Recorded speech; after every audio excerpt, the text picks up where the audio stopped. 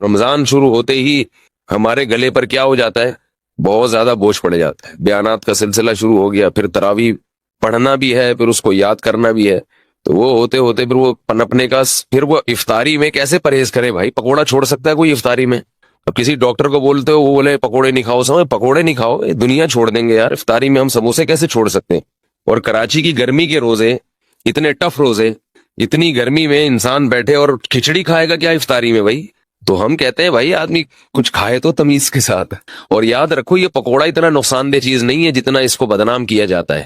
بات میں آ رہا ہوں موضوع کی طرف، چھوٹا سا آپ کو ایک ہلکی سی بات افطاری کے حوالے سے بتا دوں، سموسے نقصان دیتے ہیں، پکوڑے نقصان نہیں دیتے۔ سموسے میدے کے بنے ہوئے ہوتے ہیں، وہ نقصان دیتے ہیں۔ سموسا اگر کھانا ہے، اندر کے آلو نکال کے کھا جاؤ، اس کے میدا نہ کھاؤ، وہ جو ہوتا ہے نا پاپڑ، اس کا وہ میدا ہے، وہ نقصان دے گا۔ پکوڑا ہے بیسن، بیسن صحت کے لیے بہت مفید چیز ہے، بیسن میں فولاد ہوتا ہے، طاقت ہوتی ہے، البتہ اس کو ہم چونکہ تیل میں تلتے ہیں تو وہ گڑبڑ کر جاتا ہے تھوڑا سا، تو اب افطاری میں تو چلتا ہے نا، تو اس لیے پکوڑوں کو جتنا بدنام کیا جاتا ہے نا، اتنا وہ قابل ملامت ہے نہیں، تو جتنی ملامت ہے وہ سموسوں پہ لے جایا کریں آپ، ٹھیک ہے؟ تو میں جب سموسا کھاتا ہوں نا تو اندر سے آلو نکال کے کھا جاتا ہوں، میرے سامنے جو بیٹھا ہوتا ہے وہ پاپڑ کھا رہا ہوتا ہے، وہ سمجھتا ہو کہ یہ مفتی صاحب میرا اکرام کر رہے ہیں، حالانکہ یہ سازش ہوتی ہے جس کو وہ سمجھ نہیں پا رہا ہوتا۔ دوسرا ایک چھوٹی سی بات آپ کو صحت کے حوالے سے بتا دوں کہ اللہ کا واسطہ کولڈ ڈرنک سے روزہ مت افطار کیا کرو، گردوں کی ایسی کی تیسی ہو جاتی ہے۔ کولڈ ڈرنک ویسے بھی نقصان دہ چیز ہے، لیکن اگر آپ نے اس کے نقصان کو 100 گنا بڑھا دینا ہے تو اس کا طریقہ یہ ہے کہ آپ کولڈ ڈرنک سے روزہ افطار کریں۔ لوگ کیا کرتے ہیں کہ خالی پیٹ ہے، پیاس شدید لگ رہی ہے اور پیپسی سے روزہ افطار کر رہے ہیں، وہ گردے جو ہے نا اس وقت مانگ رہے ہوتے ہیں کوئی لیکوڈ چیز، اس وقت آپ نے اگر پانی نہیں پیا اور آپ نے اس پہ کولڈ ڈرنک چڑھا دی تو وہ گردوں کی ایسی کی تیسی ہو جاتی ہے، کسی بھی ڈاکٹر سے پوچھ لیں، بہت جلدی برباد ہو جاتے ہیں گردے۔ تو پہلے 3-4 گلاس سادہ پانی پی لیں، پھر ویسے تو پھر بھی نہ پیئیں، لیکن اگر پھر پی لیا جائے تو اتنا نقصان نہیں دیتی۔ سمجھ رہے بات کو کہ نہیں سمجھ رہے؟ اسی طرح چینی والی چیز افطاری میں، چینی کا شربت جو ہم پیتے ہیں خالی پیٹ، یہ بھی گردوں کو نقصان دیتا ہے۔ چینی جو ہے نا، چینی یہ وائٹ پوائزن ہے، وائٹ پوائزن، سفید زہر ہے یہ۔ چینی جب تیار ہوتی ہے تو یہ بالکل کالے کلر کی ہوتی ہے، یہ کوئلہ بن چکی ہوتی ہے، اس میں ایک کیمیکل ڈالا جاتا ہے رنگ کاٹ، جو اس کے رنگ کو کاٹ کے کیا بنا دیتا ہے؟ سفید کر دیتا ہے بالکل، تو وہ بہت خطرناک کیمیکل ہے۔ اب ہوتا یہ ہے کہ چینی والا شربت جب آپ پیئیں گے یعنی خالی پیٹ، تو آپ کی پانی کی کمی پوری نہیں ہوتی، وہ جزو بدن بننے میں ٹائم لگاتا ہے، اور چینی کی وجہ سے پیاس مزید بڑھ جاتی ہے، پانی پیتے رہتے ہیں مگر جسم میں پانی کی کمی پوری نہیں ہوتی، تو کام الٹا ہوا کہ نہیں ہوا؟ کیا خیال ہے بھائی؟ اور پھر اوپر سے وہ کیمیکل ہے۔ تو اس لیے بہتر یہ ہے کہ نبی صلی اللہ علیہ وسلم نے کھجور سے روزہ افطار کرنے کا حکم دیا، اس کو طیب چیز قرار دی، کھجور کھائیں، اوپر سے سادہ پانی پی لیں، تھوڑا سا ٹھنڈا بھی ہو چلے گا، ہم چائنیز نہیں ہیں کہ بالکل ہی ابلے ہوئے پانی پئیں، اتنے بھی بیوقوف نہیں ہونے چاہیے انسان کو کہ وہ ابلے ہوئے پانی جو ہے نا گرم گرم پینا شروع کر دے۔ نبی صلی اللہ علیہ وسلم نے ہمیشہ ٹھنڈا پانی پیا ہے، لیکن فریج کا ٹھنڈا نہیں، چشموں کا ٹھنڈا، تو ہلکا سا پانی ٹھنڈا ہو یہ اچھا ہے، زیادہ نہ ہو، لیکن گرم پانی پینا، اگر اس سے میرا ملفوظ یاد رکھیں کہ چائنیز کہتے ہیں گرم پانی سے عمر لمبی ہوتی ہے، تو گرم پانی پی کے زندہ رہنے سے بہتر ہے ٹھنڈا پانی پی کے مر جاؤ، صحیح ہے نا؟ ایسے زندگی کا کیا فائدہ جس میں آپ کو یہ لذت، جو نبی صلی اللہ علیہ وسلم نے تو اللہ کی جو محبت مانگی ہے نا، اس کو تشبیہ دی ہے ٹھنڈے پانی سے کہ اے اللہ مجھے اپنی محبت محبوب بنا دے، وَمِنَ الْمَاءِ الْبَارِدِ، ٹھنڈے پانی سے بھی زیادہ محبوب بنا دے۔ اس سے کیا پتا چلا کہ ٹھنڈا پانی انسان کو محبوب ہوتا ہے، اور نبی صلی اللہ علیہ وسلم کو بھی محبوب تھا، اور حدیث میں آتا ہے کہ ہمارے نبی کے لیے ٹھنڈا پانی باقاعدہ انتظام کیا جاتا تھا، اس کا کنویں کا، چشموں کا جو ٹھنڈا پانی ہے لایا جاتا تھا۔ تو ٹھنڈا پانی جو نیچرل ٹھنڈا ہو یا تھوڑا بہت فریج کا رکھا ہوا ٹھنڈا، وہ زیادہ اچھا ہے بنسبت یہ جو کھولتے ہوئے گرم پانی پہ آج کل حکیموں نے لوگوں کو لگا دیا ہے، ڈاکٹروں نے بھی، اور چائنا والوں سے یہ بدعت شروع ہوئی ہے، تو یہ نہیں کیا کریں، صحیح ہے نا؟ بعض سے بات نکلتی ہے، موضوع ادھورا چھوڑ دوں گا نا تو مصیبت ہو جائے گی، پھر وہ مسئلہ خراب ہو جائے گا۔ بعض لوگ کہتے ہیں ٹھنڈے پانی میں یہ فائدے ہیں، یہ فائدے ہیں، یہ بہت گرم پانی میں یہ فائدے ہیں، یہ فائدے ہیں، یقیناً فائدہ ہے، تبھی جو چائنا پی رہا ہے، لیکن جہاں فائدے ہوتے ہیں وہاں نقصانات بھی ہوتے ہیں۔ پہلی بات تو یہ وہ پانی نہیں ہے، اسے پانی کا مزہ ہی نہیں ہے. آپ پیاس کے وقت قہوے جیسا پانی پی لو تو مزہ تھوڑی آئے گا پینے میں. تو اللہ نے تو یہ ان نعمتوں میں ایک لذت بھی تو رکھی ہے نا. کیا خیال ہے؟ لذت بھی تو رکھی ہے. اور دوسری بات یہ کہ جہاں کچھ فائدے ہیں وہاں کچھ نقصان بھی ہیں. نقصان بھی ہیں. وہ آپ کی جو انرجی ہے نا وہ ختم ہو جاتی ہے اس سے. آپ کبھی تجربہ کر کے دیکھیں، آپ دوپہر کھانا کھا کے گرم پانی پیئے کھول دو، آپ کو قیلولے میں نیند نہیں آئے گی صحیح طرح سے، نیند خراب ہو جائے گی آپ کی، نیند کا سسٹم آپ کا متاثر ہوگا. تو کھانے کے بعد تو نہ ٹھنڈا پیئے نہ گرم پیئے، اور کھانے کے 1 گھنٹے کے بعد آپ نے ہلکا سا ٹھنڈا پانی ہے، نارمل پانی، وہ پی لیا اس. تو افطاری میں چینی کا شربت خالی پیٹ بولنے بھائی نہ پیئیں، اس سے پانی کی کمی پوری نہیں ہوتی اور پیاس بار بار لگتی ہے. اور اگر کسی کو چینی کا شوق ہے ہی بہت زیادہ تو چینی کا نقصان کم کرنے کے لیے ایک آپ کو ٹوٹکا بتا رہا ہوں. وہ نقصان کم ایسے ہوگا کہ کچی چینی زیادہ نقصان دیتی ہے، پکی ہوئی چینی کم نقصان دیتی ہے. میں نے گھر میں حکم دیا ہوا ہے، حکم کیا، گزارش کی ہوئی ہے گھر والوں سے. حکم کہاں بھائی، ریکارڈ ہو رہا ہے بیان. گزارش کی ہوئی ہے کہ چینی کو پانی میں ڈال کے ابال لو اور اس کا شیرہ بنا لیں. چینی کو نا خوب اچھی طرح پکائیں، پانی میں ڈال کے بہت اچھی طرح پکائیں، خوب اچھی طرح پکا کے نا اچھی طرح بوائل کر کے اس کا شیرہ تیار کر کے بوتل میں بھر کے رکھ لیں. وہ پکی ہوئی چینی ہے، اس میں جو اس کے کیمیکل ہے نا وہ جلنے اور پکنے کی وجہ سے اس کے زہریلی اثرات ختم نہیں ہوتے، کم ہو جاتے ہیں. آ رہی ہے بات؟ ختم نہیں ہوتے، کم ہو جاتے ہیں. تو اب اگر وہ شربت میں ڈال کے پیئیں گے تو نقصان تو پھر بھی ہوگا مگر کم ہوگا.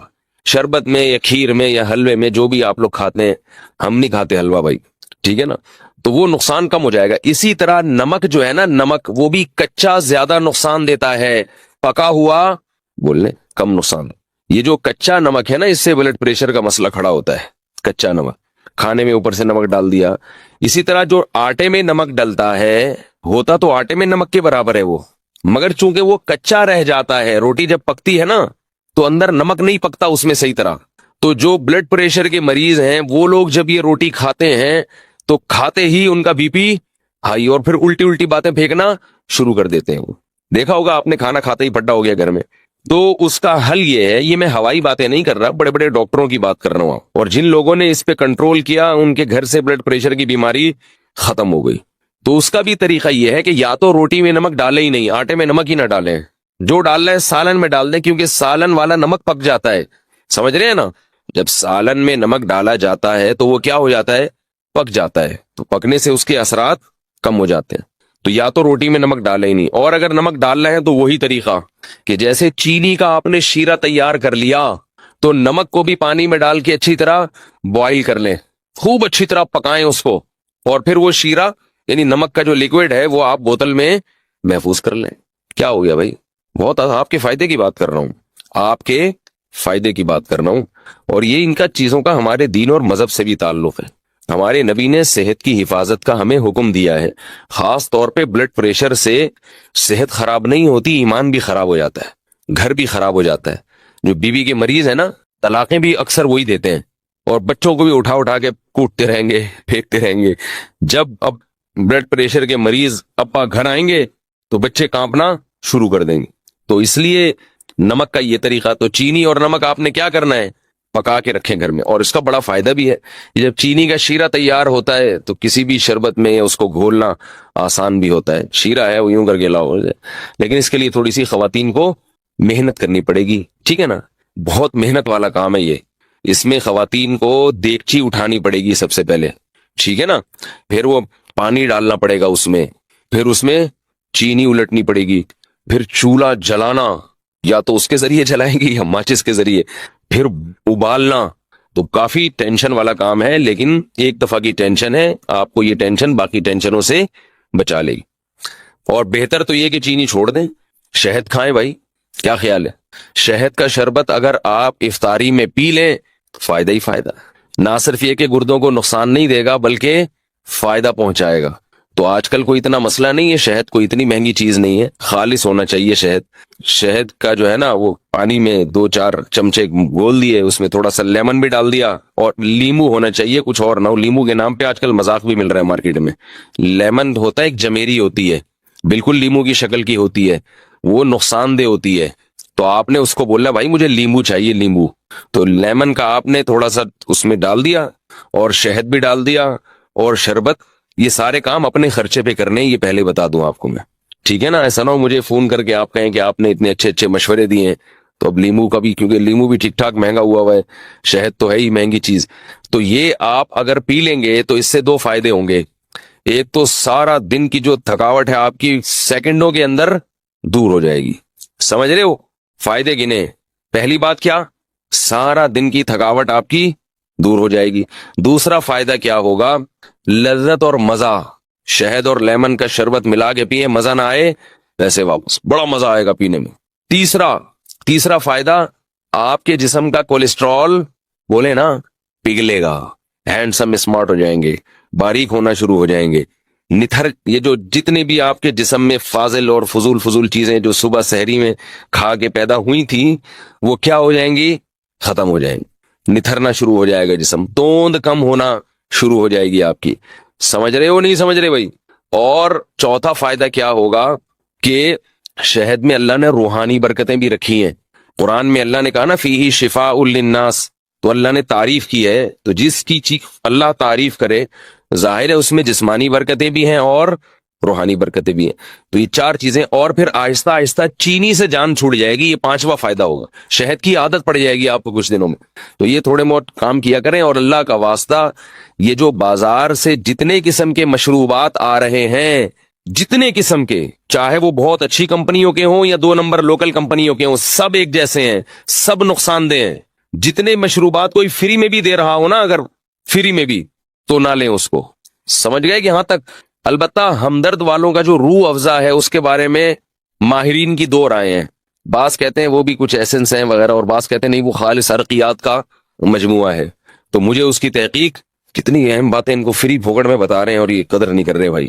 تو مجھے اس کی پوری طرح تحقیق نہیں ہے. وہ آپ ہمدرد والوں سے پوچھ لیں کہ بھائی یہ 2 نمبر آ رہا ہے, یا جب تک حکیم محمد سعید صاحب زندہ تھے تو 1 نمبر آ رہا تھا, وہ پھلوں کا رس تھا. ٹھیک ہے نا. اب پھلوں کا رس ہے یا پرچی پہ پھل لکھ کے وہ پرچی ڈال دی جاتی ہے, اس کا مجھے علم نہیں ہے. تو دونوں باتیں سننے کو ملتی ہیں, بعض کہتے ہیں 2 نمبر ہے, بعض کہتے ہیں 1 نمبر ہے. تو مجھے نہیں پتا کہ وہ 2 نمبر ہے کہ 1 نمبر. تو آپ کا کوئی جاننے والا ہو تو آپ اس سے تحقیق کر سکتے ہیں.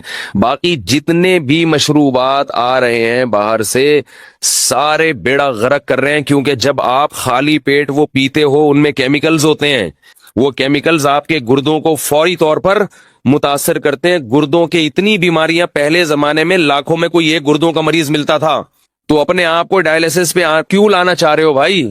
آپ دیکھو نا, ڈائلیسس کے مریضوں کو جا کے ہسپتال میں دیکھو, پناہ مانگو گے اللہ کی آپ کہ اللہ مجھے بچا لے اس عذاب سے. تو یہ سارے کیسے مریض بنتے چلے جا رہے ہیں؟ شوگر کی بیماری, گردوں کی بیماری اتنی زیادہ عام ہو گئی ہے. اس کی بنیادی وجہ یہ جو مشروبات ہیں بازار کے ڈبے, جو دودھ کے آپ پی رہے ہیں نا, دودھ کے نام پہ جو مذاق پلایا جا رہا ہے آپ کو, یہ چھوڑ دیں. یہ دودھ نہیں ہے. یہ جو خوشنما پیکنگ میں دودھ آ رہے ہیں, یہ سفید رنگ کی کوئی چیز ہے, یہ دودھ نہیں ہے. اس کا کسی لیبارٹری میں ٹیسٹ کروا لیں, یہ دودھ نہیں ہے. دودھ وہ ہوتی ہے جو بھینس دیتی ہے, اور یہ کمپنیاں دیتی ہیں. تو کمپنی دودھ دے سکتی ہے کبھی؟ قرآن میں آتا ہے کہ چوپائے کو تم چارہ کھلاتے اس سے دودھ نکلتا ہے. کہیں بھی نہیں ہے کہ تم کمپنی کو پیسے دیتے اس سے دودھ نکلتا ہے. قرآن میں تو کہیں بھی نہیں ہے. دودھ کہاں سے آتا ہے؟ اب یہ پہلی جماعت کے بچوں کے سوال ہیں. بتاؤ دودھ کہاں سے آتا ہے؟ گائے سے آتا ہے یا کمپنی سے آتا ہے؟ گائے دودھ دیتی ہے. ہندو اسی لیے تو گائے کی عبادت کرتے ہیں کہ وہ دودھ دیتی ہے. ہندو کو کبھی دیکھا کہ نیسلے کمپنی کی عبادت کرتے ہوں, یہ ملک پیک کی عبادت کرتے ہوں, یہ ملک ٹیئر کی عبادت کرتے ہوں؟ اتنی سینس تو ہندوؤں میں بھی ہے کہ عبادت کس کی کرنی ہے, یعنی ان کے لحاظ سے جو سینس ہے, کس کی عبادت کرنی ہے؟ گائے کی. اور ہم کیا کر رہے ہیں, ہندوؤں کو مجبور کر رہے ہیں کہ وہ کس کی عبادت شروع کر دیں, کمپنیوں کی عبادت شروع کر دیں. تو دودھ گائے دیتی ہے, گائے سے دودھ نکالو یا جس نے نکالا ہوا ہے اس سے جا کے خریدو. اس میں جراثیم اگر ہیں تو کوئی مسئلہ نہیں ہے, وہ جراثیم والا اس بغیر جراثیم سے بہتر ہے. جراثیم بھی اس میں اسی لیے آ رہے ہیں کہ وہ دودھ ہے. جراثیم کو بھی پتا ہے کہ یہ کیا ہے, دودھ ہے. اور یہ جو ڈبوں کے دودھ ہے ان کو کھول کے رکھ دو, اس کو جراثیم بھی لفٹ نہیں کراتے. تو جس چیز کو جراثیم بھی لفٹ نہ کرا رہے ہوں اس کو آپ کیوں پی رہے ہو بھائی؟ تو یہ ساری چیزیں کھا کھا کے لوگوں کے گردوں کا بیڑا غرق ہو گیا. شوگر کے مریض بنتے چلے جا رہے ہیں, توندیں نکلتی چلی جا رہی ہیں, جسم ڈھلکتے چلے جا رہے ہیں, چہروں کی رونقیں ختم ہو رہی ہیں, پھر بھی پی رہے ہیں, بچوں کو بھی پلا رہے ہیں. اس لیے یہ اللہ نے قرآن میں حکم دیا ہے کہ اپنے آپ کو خود سے ہلاک مت کرو. جیسے خودکشی کرنا حرام ہے کھمبے سے چپک کے، ایسے ہی سلو پوائزن کھا کے آہستہ آہستہ اپنے آپ کو تباہ کرنا بھی غلط کام ہے، ناجائز کام ہے، اگر آپ کو پتا ہے کہ اس سے مجھے نقصان ہو رہا ہے۔ یہ عجیب بات ہے کہ کھمبے سے چپکنا تو حرام ہے، اپنے آپ کو مار دینا۔ یعنی آپ مجھے بتاؤ، ایک آدمی خودکشی کر رہا ہے، وہ ایسے کر رہا ہے کہ ابھی گیا اور ابھی بجلی کے کھمبے پہ ہاتھ لگایا اور ابھی مر گیا، تو یہ ناجائز ہے یا نہیں ہے بھائی؟ اور ایک آدمی ایسے اپنے آپ کو ہلاک کر رہا ہے کہ وہ تھوڑا تھوڑا کرنٹ اپنے لگاتا ہے کہ میں ابھی نہیں مروں، 10 سال میں مر جاؤں، تھوڑا تھوڑا اپنے آپ کو کیا کر رہا ہے، ہلاک کر رہا ہے۔ آج تھوڑا سا کرنٹ، پھر تھوڑا اور ذرا جھوڑ کا جھٹکا، پھر اور ٹھیک ہے، یہ ویسا حرام نہیں ہے جیسا ایک دم سے مارنا، لیکن کیا اس کو بھی ہم صحیح کہہ سکتے ہیں اس عمل کو؟ ہے بھائی زندگی کی حفاظت جب فرض ہے تو پھر وہ ہر لحاظ سے فرض ہے۔ تو اس طرح یہ چیزیں کھا کے لوگوں نے، اور افطاری میں چونکہ زیادہ نقصان ہوتا ہے، تو رمضان تو اللہ نے ہمیں دیا، اس کی حکمتوں میں ایک حکمت یہ ہے کہ اس سے صحت اچھی ہوتی ہے، اور اوپر سے جتنی بیماریاں رمضان میں ہو رہی ہیں اتنی کسی اور مہینے میں نہیں ہوتی، کیونکہ وہ جو سارا جو ہے نا ترتیب آؤٹ کر جاتی ہے۔ کہاں سے کہاں بات چلے گی، خیر میں اب اصل بات کی طرف